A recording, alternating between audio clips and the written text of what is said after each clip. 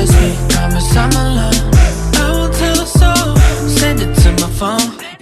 Hello friends, I am Bharti. और जैसा कि मेरे पहले वीडियो में आप लोगों ने देखा होगा, उसमें मैंने बताया था nutrition in amoeba, nutrition in paramecium और न्यूट्रिशन इन ह्यूमन बींग्स, जिसका नोट्स भी मैंने अपने डिस्क्रिप्शन में डाल रखा है। अब आज हम पढ़ेंगे रेस्पिरेशन, कि रेस्पिरेशन होता क्या है। तो रेस्पिरेशन क्या होता है? Respiration is a process in which food is oxidized and energy is released in the form of ATP in living organisms। तो ये होता है हमारा रेस्पिरेशन। अब आगे हम देखेंगे कि बस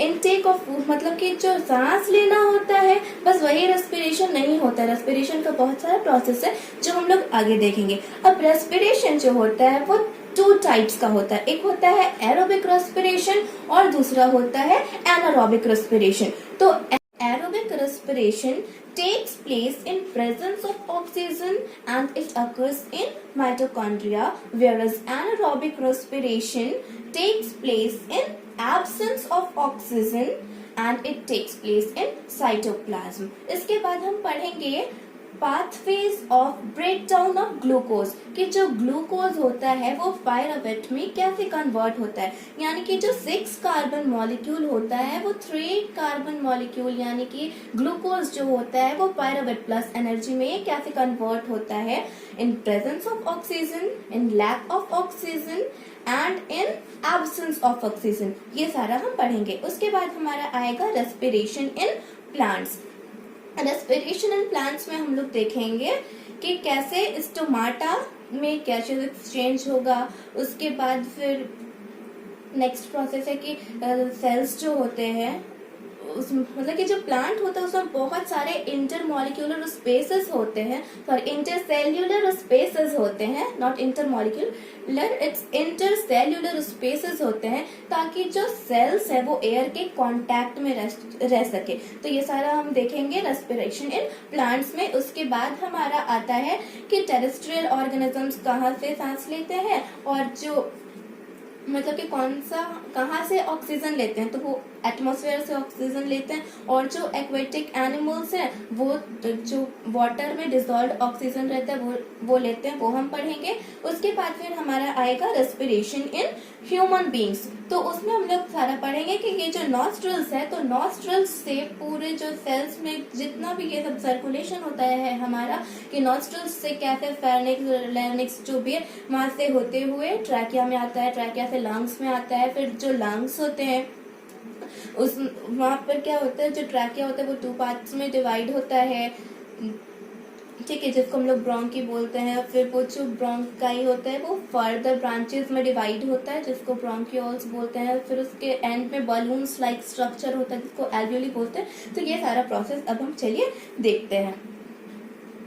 तो अब आते हैं हम एरोबिक और एनारोबिक रेस्पिरेशन की तरफ, क्योंकि रेस्पिरेशन मैंने बता दिया है कि वो रेस्पिरेशन होता क्या है। तो मोड्स ऑफ रेस्पिरेशन है एरोबिक रेस्पिरेशन और एनारोबिक रेस्पिरेशन। तो aerobic respiration takes place in presence of oxygen, whereas anaerobic respiration takes place in absence of oxygen.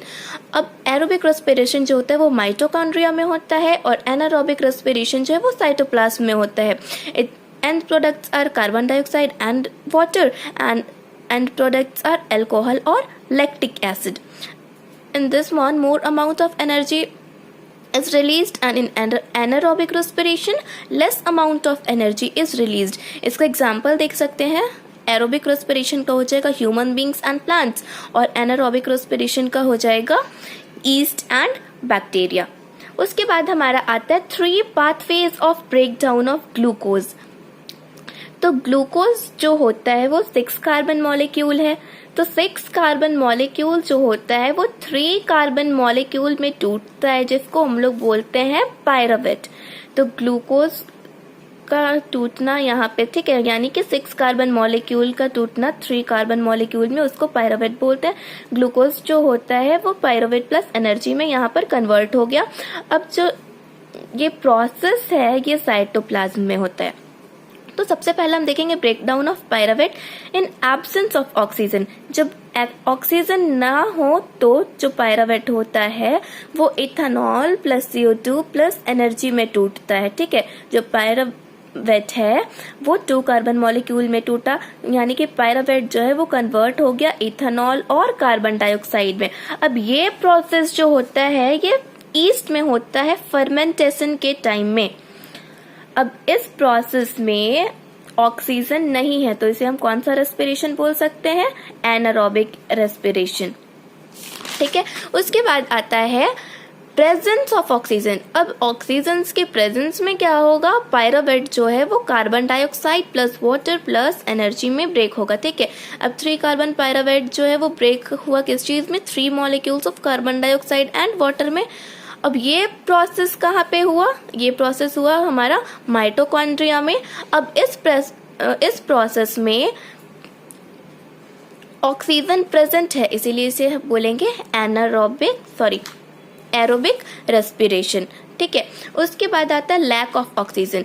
अब लैक ऑफ ऑक्सीजन में क्या होगा? पायरावेट जो होगा वो लैक्टिक एसिड प्लस एनर्जी में कन्वर्ट हो जाएगा। ठीक है, ये जो होता है ये लैक्टिक एसिड बनाता है। ठीक है, हमारे बॉडी में कब? जब कभी कभी, और ये है ना मसल्स में होता है। ठीक है, जिसके कारण जो क्रैम्प्स होते हैं वो आ जाते हैं। जब हम कुछ एक्टिविटी करते हैं तो क्रैम्प्स उसी की वजह से आते हैं। ठीक है, तो ये जो लैक ऑफ ऑक्सीजन वाला है ये कहाँ पे आता है? हमारे मसल्स में होगा। आते हैं रेस्पिरेशन इन प्लांट्स में। तो रेस्पिरेशन इन प्लांट्स में क्या होगा? ये प्लांट है। ठीक है, तो अब प्लांट में क्या होता है? तो plant exchange gases through stomata. Plant जो होते हैं वो गैसेस एक्सचेंज करते हैं स्टोमाटा के थ्रू। अब प्लांट्स में क्या होता है? बहुत सारा इंटरसेल्युलर स्पेसेस प्रेजेंट होता है, जिससे कि जो सेल्स है वो एयर के कांटेक्ट में रहते हैं। ठीक है, अब क्या होता है कि कार्बन डाइऑक्साइड और ऑक्सीजन जो है वो डिफ्यूजन से एक्सचेंज होगा। अब पूछेंगे आप कि डिफ्यूजन क्या होता है? तो डिफ्यूजन जो होता है वो मूवमेंट होता है मॉलिक्यूल्स में from higher concentration to the lower concentration area. ठीक है, तो यहाँ पर कार्बन डाइऑक्साइड और ऑक्सीजन जो होता है वो एक्सचेंज होता है डिफ्यूजन से। अब क्या होगा? रात में और दिन में। तो रात में प्लांट्स जो होते हैं वो ऑक्सीजन लेते हैं और कार्बन डाइऑक्साइड एक्सेल करते हैं। ठीक है, फिर दिन में क्या होता है कि प्लांट इनहेल करेंगे ऑक्सीजन और एक्सेल करेंगे कार्बन डाइऑक्साइड। ठीक है, लेकिन वो जो कार्बन डाइऑक्साइड होगा उसको वो यूज कर लेंगे फोटोसिंथेसिस के लिए और उसके बाद ऑक्सीजन रिलीज करेंगे। तो ये था रेस्पिरेशन इन प्लांट्स। फिर आता है रेस्पिरेशन इन लोअर एनिमल्स। तो अब इसका स्टेप 1 और स्टेप 1 मैंने मार्क करके रखा है। देखिए, ये जो टेरेस्ट्रियल ऑर्गेनिजम्स होते हैं ये एटमॉस्फेयर से लेते हैं ऑक्सीजन, और ये जो एनिमल्स जो कि वाटर में रहते हैं जैसे कि फिशेस, ये क्या करते हैं कि वाटर में जो डिसॉल्व्ड ऑक्सीजन होता है वो लेते हैं। तो amount of dissolved oxygen in water is less than amount of oxygen in air. ठीक है, मतलब कि एयर में जो ऑक्सीजन का अमाउंट है वो ज्यादा है। ठीक है, और जो वाटर में जो डिसॉल्व्ड ऑक्सीजन है वो कम है, इसलिए जो ब्रीथिंग रेट होगा एक्वेटिक एनिमल्स का वो फास्टर होगा than breathing rate of terrestrial organisms.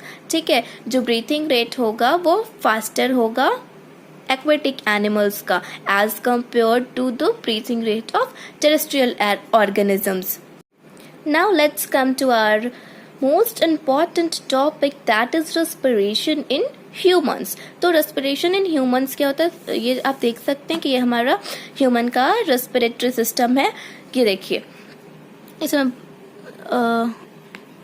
ये जो है यहाँ पे नॉस्ट्रल है। ठीक है, नॉस्ट्रल आप जानते हैं कि ये जो नोज में 2 होल्स होते हैं उसको हम लोग नॉस्ट्रल्स बोलते हैं, जिसमें कि बहुत सारा टाइनी हेयर्स रहता है। ठीक है, और वो जो टाइनी हेयर्स रहता है वो क्या करता है? इम्प्यूरिटीज को फिल्टर करता है। ठीक है, वो वहाँ से नॉस्ट्रिल में जो एयर है वो एंटर करेगा। ठीक है, तो सबसे पहले मैं आपको ये बता दूं कि जो रेस्पिरेशन होता है वो ना दो लेवल में होता है, ठीक है। एक होता है एक्सटर्नल लेवल, दूसरा होता है सेल्यूलर लेवल, ठीक है। तो एक्सटर्नल लेवल में क्या होता है, ब्रीथिंग होता है, ठीक है, जिसमें कि इनहेलेशन और एक्सहेलेशन आता है, ठीक है। तो सबसे पहले हम बात करते हैं यहाँ पे, ठीक है। ये जो नॉस्ट्रल्स है, तो नॉस्ट्रल्स में क्या हुआ, हमारा एयर आया, ठीक है। अब वहाँ पे जो टाइनी हेयर्स होते हैं वो इम्प्योरिटीज को फिल्टर कर दिया। अब ये जो ऑक्सीजन रिच एयर है, ऑक्सीजन रिच एयर जो होता है वो हमारे लैरिंक्स फेरिंग्स जो भी होता है वहां से होते हुए आता है ट्रैकिया में। तो ट्रैकिया क्या है, ट्रैकिया एक सी शेप्ड कार्टिलेज है जिसको रिंग्स ऑफ कार्टिलेज बोला जाता है, ठीक है। और ये जो सी शेप्ड कार्टिलेज होता है, ये होता है ताकि जो वॉल्स हैं वो चिपक ना जाए, ठीक है। To prevent the collapse of walls, इसको सी शेप्ड कार्टिलेज भी कहा जाता है, ठीक है। ये सी शेप्ड कार्टिलेज होता है।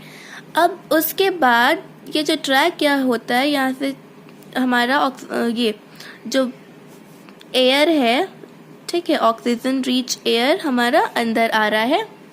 यहाँ पे मैंने गलती से हेयर लिखा है, ये एयर है, ठीक है। हमारा ऑक्सीजन रिच एयर जो है वो अंदर आ रहा है और वो यहाँ पर आके दो पार्ट्स में डिवाइड हो रहा है। ये जो ट्रैकिया है यहाँ पे दो पार्ट्स में डिवाइड हो रहा है। ये जो बड़ा बड़ा देख रहे हैं ये लंग्स है, और ये जो दो पार्ट में डिवाइड हुआ है इसको हम लोग बोलते हैं ब्रोंकी और ब्रोंकाई, ठीक है। ये ब्रोंकाई है, ये जो टू पार्ट्स है, अगर हम एक पार्ट की बात करें तो इसको हम ब्रोंकस बोलेंगे क्योंकि ये दो है, ये ब्रोंकाई है। अब ये ब्रोंकाई जो है ये जो फर्दर डिवाइड हुआ है इसको बोलते हैं ब्रोंक्यूल्स, ठीक है। अब ब्रोंक्यूल्स जो होता है वो एंड अप होता है ये स्मॉल बलून लाइक स्ट्रक्चर्स में, जिसको हम लोग बोलते हैं एल्वियोली। अब एल्वियोली जो होता है ये इस तरह का होता है, ठीक है। एल्वियोली जो होता है वो इस तरह का होता है, ठीक है, ताकि हम लोग इसका सरफेस एरिया को बढ़ा सके, है ना। अब यहाँ पे एल्वियोली में क्या होता है, जो एल्वियोली में बहुत सारा गैसेस होगा, जैसे कि ऑक्सीजन, नाइट्रोजन, कार्बन डाइऑक्साइड, ठीक है, सारा गैसेस होगा एल्वियोली में। लेकिन ऑक्सीजन जो होता है वो बहुत ही ज़्यादा ऑक्सीडाइजिंग होता है और रिएक्टिव होता है, ठीक है। अब यहाँ पे क्या होगा, ब्लड कैपिलरीज होगा, ठीक है। तो ब्लड कैपिलरीज होगा तो हम लोग जानते हैं कि ब्लड में क्या होता है, हीमोग्लोबिन होता है जो कि एक रेस्पिरेटरी पिगमेंट है, ठीक है। अब ब्लड कैपिलरीज यहाँ पर क्या होगा, ऑक्सी हीमोग्लोबिन बनता है जिससे कि ये ब्लड कैपिलरीज के थ्रू हमारा जो ऑक्सीजन है वो कहाँ पे जाएगा, सेल्स में जाएगा, ठीक है। अब सेल्स में यहाँ पर क्या होता है, हमारा जो ऑक्सीजन है वो यहाँ पर ऑक्सी हीमोग्लोबिन के थ्रू, ब्लड कैपिलरीज के थ्रू यहाँ पे वो सेल्स में आया, ठीक है। अब यहाँ पे पर क्या होता है, यहाँ ये सेल्स में गया हमारा ऑक्सीजन, ठीक है, ऑक्सीजन गया इस सेल्स में।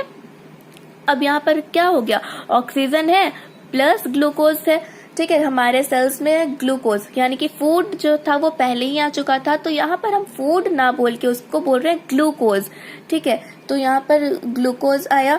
अब यहाँ पर क्या होगा, एरोबिक रेस्पिरेशन होगा, ठीक है। यानी कि जो ग्लूकोज है यहाँ सेल के साइटोप्लाज्म में क्या होगा, ग्लूकोज जो है वो पायरावेट में कन्वर्ट होगा, ठीक है। ग्लूकोज पायरावेट में कन्वर्ट होगा, ठीक है। और जो ऑक्सीजन रहेगा वो यहाँ पर यूज अप हो जाएगा, और जो कार्बन डाइऑक्साइड बचेगा वो कार्बन डाइऑक्साइड क्या होगा, वो डिफ्यूजन के प्रोसेस से वापस चला जाएगा, और जिस तरह से हम सांस लेते हैं उसी तरह से हम सांस छोड़ देंगे। तो ये हमारा पूरा प्रोसेस था रेस्पिरेशन इन ह्यूमन बीइंग्स का।